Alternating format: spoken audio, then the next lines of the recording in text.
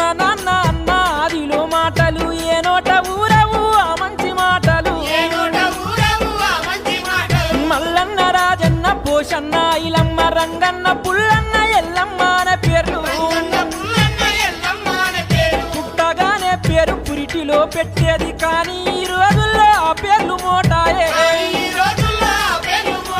రాజారాణి baby Raviteja Rajani ఎప్పుడు కనివినని పేర్లను పెట్టి